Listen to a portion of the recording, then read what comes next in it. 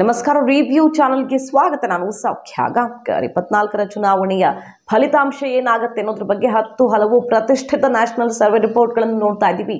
ಈ ಅವಧಿಯ ಅತಿ ದೊಡ್ಡ ಸ್ಯಾಂಪಲ್ ಸೈಜ್ ಸರ್ವೆ ಕರ್ನಾಟಕದ ಬಗ್ಗೆ ಏನು ಹೇಳ್ತಿದೆ? ಎಲೆಕ್ಷನ್ ಮೊದಲ ಹಂತದ ಚುನಾವಣೆ ಹೊಸ್ತಿಲಲ್ಲಿ ನಿಂತಿರುವಾಗ, ಚುನಾವಣಾ ಅಖಾಡ ಪ್ರಚಾರದಿಂದ ರಂಗೇರಿರೋ ಹೊತ್ತಲ್ಲಿ ಇದುವರೆಗಿನ ಅತಿ ದೊಡ್ಡ ಸ್ಯಾಂಪಲ್ ಸೈಜ್ ಸರ್ವೆ ಏನು ಹೇಳ್ತಾ ಇದೆ ಮಾಹಿತಿನ ಮುಂದೆ ಇಡ್ತಾ ಇದೀವಿ. ಮಿಸ್ ಮಾಡಿದ್ರೆ ನಮ್ಮ ಚಾನಲ್ನ ಸಬ್ಸ್ಕ್ರೈಬ್ ಮಾಡಿ, ಹಾಗೆ ನಿಮ್ಮ ಅಭಿಪ್ರಾಯ ಕಮೆಂಟ್ ಮಾಡಿ ತಿಳಿಸಿ. ಎಸ್ ವೀಕ್ಷಕರೇ, ಇದು TV9 ಭಾರತ ವರ್ಷ ಸರ್ವೆ ರಿಪೋರ್ಟ್. ಈಗಾಗಲೇ ನಾವು ಬೇಕಾದಷ್ಟು ನ್ಯಾಷನಲ್ ಸರ್ವೆ ರಿಪೋರ್ಟ್ಗಳು, ಅವರದ್ದೇ ಆದ ಮಾನದಂಡಗಳು, ಸ್ಯಾಂಪಲ್ ಸೈಜ್, ಯಾರ್ಯಾರು ಎಷ್ಟೆಷ್ಟು ಅಂಕಿ ಅಂಶಗಳನ್ನು ಕೊಟ್ಟಿದ್ದಾರೆ ನೋಡಿದ್ದೀವಿ. ಈಗ ಹೊರಬೀಳ್ತಿರುವಂತಹ ಸರ್ವೆ ಸುಮಾರು 25 ಲಕ್ಷ ಜನರನ್ನ ಸಂಪರ್ಕ ಮಾಡಿರುವಂತಹ ಸರ್ವೆ, ಹಾಗಾಗಿ ಮಹತ್ವ ಪಡ್ಕೊಳ್ತಿದೆ. ಅತಿ ದೊಡ್ಡ ಸ್ಯಾಂಪಲ್ ಸೈಜ್ನೊಂದಿಗೆ ಈ ಸರ್ವೆ ರೆಡಿ ಆಗಿದೆ. ಅತಿ ಹೆಚ್ಚು ಜನರ ನಾಡಿ ಮಿಡಿತ, ಯಾರ ಪರವಾಗಿ ಗಾಳಿ ಬೀಸ್ತಾ ಇದೆ ಅನ್ನುವಂಥ ಗ್ರೌಂಡ್ ರಿಪೋರ್ಟ್ ಅನ್ನ ಕಲೆ ಹಾಕಿರುವಂತಹ ಪೋಲ್ ಸ್ಟಾರ್ TV9 ಭಾರತ ವರ್ಷ ಸರ್ವೆ ಇದು. ಇದರಲ್ಲಿ ಕರ್ನಾಟಕಕ್ಕೆ ಹಾಗಾದ್ರೆ ಎಷ್ಟು ಕೊಡ್ಲಾಗ್ತಿದೆ? ಕರ್ನಾಟಕಕ್ಕೆ ಸಂಬಂಧಪಟ್ಟಂತೆ ಕಾಂಗ್ರೆಸ್, ಬಿಜೆಪಿ ಎರಡೂ ರಾಷ್ಟ್ರೀಯ ಪಕ್ಷಗಳಿಗೆ ಶಾಕ್ ಕೊಡ್ತಾ ಇದೆ ಈ ಸರ್ವೆ. ಆದ್ರೆ JDSಗೆ ಮಾತ್ರ ಗುಡ್ ನ್ಯೂಸ್ ಕೊಡ್ತಾ ಇರೋದು. ಒನ್ ಬೈ ಒನ್ ನೋಡ್ತಾ ಹೋಗೋಣ. ದಕ್ಷಿಣದಲ್ಲಿ ಗೇಮ್ ಚೇಂಜ್ ಆಗೋದು ಎಲ್ಲೆಲ್ಲಿ? ತಮಿಳುನಾಡು, ತೆಲಂಗಾಣ, ಆಂಧ್ರ, ಕರ್ನಾಟಕ, ಇಲ್ಲೆಲ್ಲ ಕುತೂಹಲ ಇದೆ. ಈ ಸಲ ಒಂದಿಷ್ಟು ಅಚ್ಚರಿಯ ಬೆಳವಣಿಗೆಗಳಾಗಬಹುದು ಅಂತ, ಅದನ್ನು ನಿಮ್ಮ ಮುಂದೆ ಇಡ್ತಾ ಹೋಗ್ತೀವಿ. ಎಸ್ ವೀಕ್ಷಕರ, ಕರ್ನಾಟಕದಲ್ಲಿ TV9 ಪೋಲ್ ಸ್ಟಾರ್ಟ್ ಸರ್ವೆಯ ಪ್ರಕಾರ, ಅತಿ ದೊಡ್ಡ ಸ್ಯಾಂಪಲ್ ಸೈಜ್ ಸರ್ವೆಯ ಪ್ರಕಾರ ಬಿಜೆಪಿಗೆ ಈ ಸಲ ಬರೋದು 20 ಸೀಟ್ಸ್. ಸೊ 5 ಸೀಟ್ಸ್ ಲಾಸ್ ಆಗುತ್ತೆ ಅನ್ನುವಂಥ ರಿಪೋರ್ಟನ್ನು ಇಡ್ತಾ ಇರೋದು. 22, 23, 24, 25ರ ತನಕನೂ ಇತ್ತೀಚಿನ ಹಲವು ಸರ್ವೆಗಳು ಕೊಟ್ಟಿವೆ. ಆದರೆ 20ಕ್ಕೆ ತೃಪ್ತಿ ಪಟ್ಕೊಳ್ಬೇಕಾಗತ್ತೆ ಅಂತ ಹೇಳ್ತಾ ಇದೆ TV9 ಭಾರತ ವರ್ಷ ಸರ್ವೆ ರಿಪೋರ್ಟ್.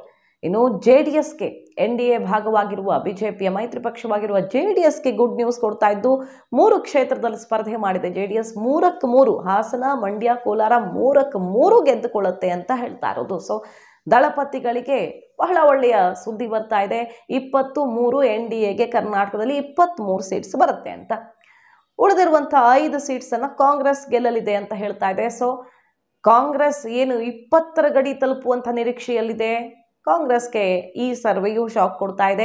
ಬಿಜೆಪಿ ನಾವು 25ರ ಗಡಿಯನ್ನು ದಾಟ್ತೀವಿ ಅಂತ ಅಂದುಕೊಂಡಿದೆ, ಅದು ಸಾಧ್ಯವಿಲ್ಲ ಅಂತ ಹೇಳುವ ಮೂಲಕ ಬಿಜೆಪಿಯ ಕನಸಿಗೂ ಕೂಡ ಆಘಾತವನ್ನು ಕೊಡ್ತಾ ಇದೆ. ಇದು ಕರ್ನಾಟಕದ ಚಿತ್ರಣ. ಆದರೆ ಬೇರೆ ರಾಜ್ಯಗಳಲ್ಲಿ ಏನಾಗುತ್ತೆ ಹಾಗಾದ್ರೆ? ಪ್ರಮುಖವಾಗಿ ನಾವು ದಕ್ಷಿಣದ ರಿಪೋರ್ಟ್ ಅನ್ನು ನೋಡ್ತಾ ಇದ್ದೀವಿ. ತಮಿಳುನಾಡಿನಲ್ಲಿ ಭಾರತ ವರ್ಷ TV9 pole start survey report ಪ್ರಕಾರ ಬಿಜೆಪಿಗೆ 3 ಸೀಟ್ಸ್ ಬರುತ್ತೆ. ಬಿಜೆಪಿಗೆ 5-6 ಸೀಟ್ಸ್ ತನಕನೂ ಸುಮಾರು ಸರ್ವೆಗಳು ಕೊಟ್ಟಿದ್ದಾವೆ. ಡಬಲ್ ಡಿಜಿಟ್ ದಾಟತ್ತೆ ವೋಟ್ ಶೇರ್ ಅಂತ ಹೇಳಿರೋದು, ಮತ್ತು 2ನೇಯ ಫೋರ್ಸ್ ಆಗುತ್ತೆ. ತಮಿಳುನಾಡಿನಲ್ಲಿ ಬಿಜೆಪಿ 2ನೇ ಅತಿ ದೊಡ್ಡ ಶಕ್ತಿ ಆಗುತ್ತೆ ರಾಜಕೀಯವಾಗಿ ಅನ್ನುವಂಥ ಭವಿಷ್ಯವನ್ನು ನೋಡುತ್ತಿದ್ದಾರೆ. ಈ ಸರ್ವೆಯೂ ಕೂಡ ಬಿಜೆಪಿ ಗೇನ್ ಆಗುತ್ತೆ ತಮಿಳುನಾಡಿನಲ್ಲಿ ಅಂತ ಹೇಳ್ತಾ ಇದ್ದು, AIADMKಗೆ ಏನೂ ಬರಲ್ಲ. DMK 36 ಗೆಲ್ಲುತ್ತೆ, ಬಿಜೆಪಿ 3 ಗೆಲ್ಲುತ್ತೆ. 39ರಲ್ಲಿ DMK 36, ಬಿಜೆಪಿಗೆ 3 ಅಂತ ಹೇಳ್ತಾ ಇರೋದು. ಇನ್ನು ಆಂಧ್ರ ಮತ್ತು ತೆಲಂಗಾಣದಲ್ಲಿ ಏನಾಗುತ್ತೆ ರಿಪೋರ್ಟ್? ತೆಲಂಗಾಣದಲ್ಲಿ ಬಿಜೆಪಿಗೆ 6 ಬರುತ್ತೆ, ಗೇನ್ ಆಗುತ್ತೆ. ಅಲ್ಲೂ ಕೂಡ ಕಾಂಗ್ರೆಸ್ ಸರ್ಕಾರ ಇದೆ. ಅಲ್ಲಿ ಮೊನ್ನೆ ಅಷ್ಟೇ ವಿಧಾನಸಭಾ ಚುನಾವಣೆಯಲ್ಲಿ ಕಾಂಗ್ರೆಸ್ ಭರ್ಜರಿ ಗೆಲುವನ್ನು ಸಾಧಿಸಿತು. ಈ ಸಲ ಕಾಂಗ್ರೆಸ್ಗೆ ನಿರೀಕ್ಷಿತ ಪ್ರಮಾಣದಲ್ಲಿ ಬರಲ್ಲ. ಕಾಂಗ್ರೆಸ್ಗೆ 9, ಬಿಜೆಪಿಗೆ 6 ಬರುತ್ತೆ, BRSಗೆ 1 ಸೀಟ್ ಮಾತ್ರ ಬರುತ್ತೆ, MIMಗೆ 1 ಸೀಟ್ ಅಂತ ಕೊಡ್ತಾ ಇರೋದು. ಇನ್ನು ಆಂಧ್ರದಲ್ಲಿ ಏನಾಗುತ್ತೆ? ಬಿಜೆಪಿ ಪ್ಲಸ್ ಅಂದರೆ NDA ಕೂಟಕ್ಕೆ 11 ಸೀಟ್ಸ್ ಬರುತ್ತೆ, YSRCಗೆ 14 ಬರುತ್ತೆ. ಟಫ್ ಫೈಟ್ ಇರುತ್ತೆ ಆಂಧ್ರದಲ್ಲಿ ಮೈತ್ರಿಕೂಟ ಮತ್ತು YSRCP ನಡುವೆ ಅಂತ ಕೊಡ್ತಾ ಇರೋದು. ಮಹಾರಾಷ್ಟ್ರದಲ್ಲಿ ಬಿಜೆಪಿ ಪ್ಲಸ್ ಟೀಮ್ಗೆ ಅಂದರೆ ಕೂಟಕ್ಕೆ, ಮೈತ್ರಿಕೂಟಕ್ಕೆ 28, ಹಾಗೆ INDIA ಕೂಟಕ್ಕೆ 20 ಅಂತ ಕೊಡ್ತಾ ಇರೋದು. ಬಿಜೆಪಿಗೆ ಭರ್ಜರಿಯಾಗಿ ದಕ್ಷಿಣದಲ್ಲಿ ಗೇನ್ ಆಗುತ್ತೆ. ಎಲ್ಲೆಲ್ಲಿ ಬಲವೇ ಇಲ್ವೋ ಅಲ್ಲೆಲ್ಲ ಖಾತೆ ಓಪನ್ ಆಗುತ್ತೆ.